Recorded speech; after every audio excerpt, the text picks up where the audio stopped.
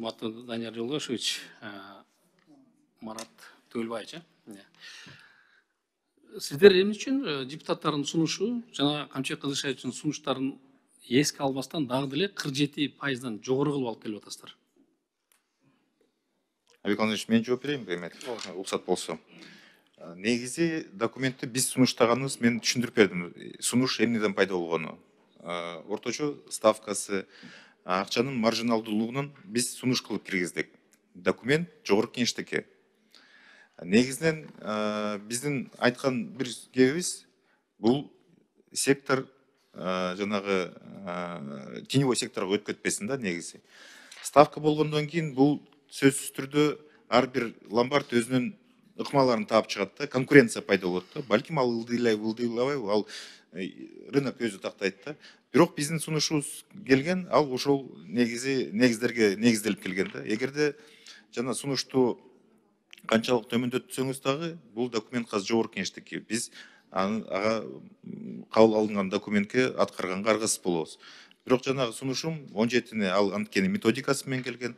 Жана маржиналдугун канча десеңиздер, негизи сиздин карамаңызда. Бирок бул мындай кылдаттык менен чогуу карап эметпесек, эң негизгиси сектор артка кетип, анан кийин кайра көмүскө эмеге экономиканын дагы бир булак болуп калбашына гана бир сунуш.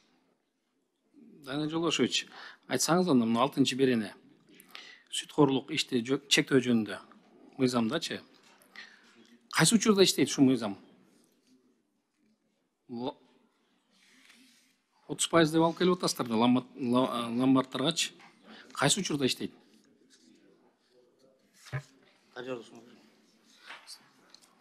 Айбек Алтынбекович, бул мыйзам негизинен жанагы пайыздык коюлган чегерилген пайыз, договор займадагы. Ошол ашкан учурда эгерде ошол кардар болуп туруп сотко кайрылганда, сот ошол мыйзамда чектелген пайыздын алкагына деле чечип берет. Бул соттошуу убагында гана, сотко кайрылган убагында гана бул мыйзам долбоор иштейт, туурабы? Туура айтасыз. Бирок силер биринчи окууга алып келгенде ломбардтардын ишин жөнгө салуу мыйзамы бар. Туурабы? 4-беренен 11-пунктта силер алып келген эмессиңиздер аны. Качан Камчыбек Кыдыршаевич ломбардтар жөнүндө билдирүү жасагандан кийин ошол мыйзам долбооруна сиздер кошумча алып келдиңиздер. Бирок ал жерде дагы сиздер көрсөтпөй атасыздар да. Пайызын. Айбек Алтынбекович, сиз туура айтып атасыз. Камчыбек Кыдыршаевич өзүнүн сөзүндө дагы ошону айтты.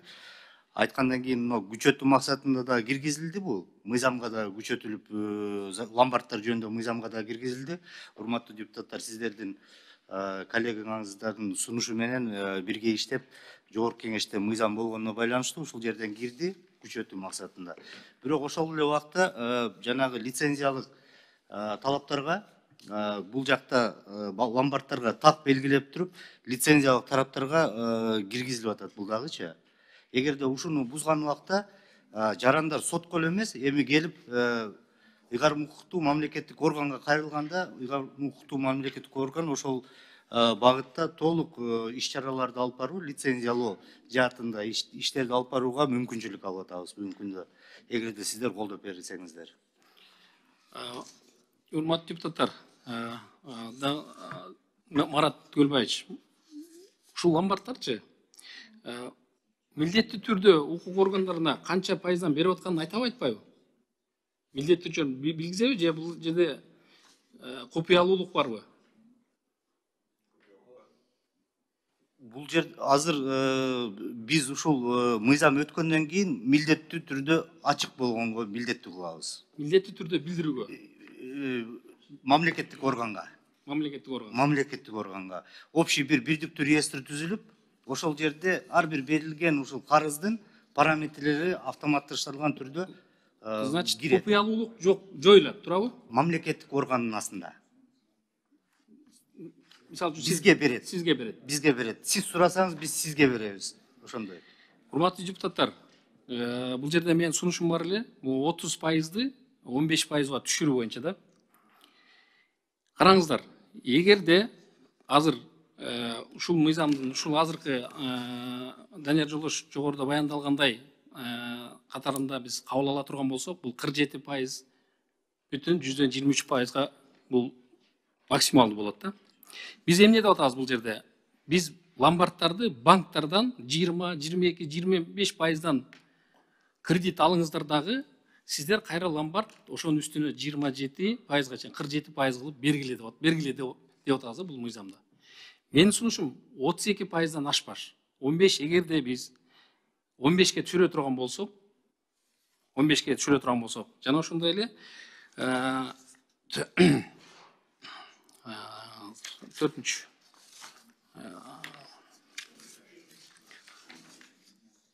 ломбардтардын иши жөнүндө мыйзам долбооруна 4-чү беренен 11-чи пункт кылып 15%ды биз мыйзамга киргизип кое турган болсок, ошондо 15% менен 32%дан ашпай калат да, 30%дан. Ошон үчүн урматтуу депутаттар, бүгүн эгерде 47% кала турган болсок, өтө чоң, өтө көп болуп калат. Эгерде жок, макул эмеспиз дейт турган болсоңуздар, жогоруда Дастан Далабаевич 25%дан ашпасын деп берип атат. Марлен Абдрахманович 10%ды көрсөтүп атат, бул 25%дан ашпайт. Ошон үчүн урматтуу депутаттар, келиңиздер, ошол 32%, 30%дан ашпасын деген сунушту колдоп, ошону колдоп берели. 47%, анан көрө жатарбыз. Бул баягы көмүскөгө кетип калат деп атат да. Көмүскөгө кетпеш үчүн биздин орган, укук коргоо органдары бар, иштейт ал боюнча. Биз буга чейинки ломбардтар, буга чейинки тапкан акчаларын 250-300%дан тапкан акчаларын булар биз мындан кийин оборотко койсун, банктардан албасын, а банктардан дыйкандарыбыз алсын, жана ошондой башка ишкерлерибиз алсын. Бирок ломбард иштеткен биздин жанагы проценттен процент тапкан ишкерлерибизге, ломбардчыларга бербесин деген ойду айткым келип атат. Ошон үчүн урматтуу депутаттар, келиңиздер ошону колдоп берели.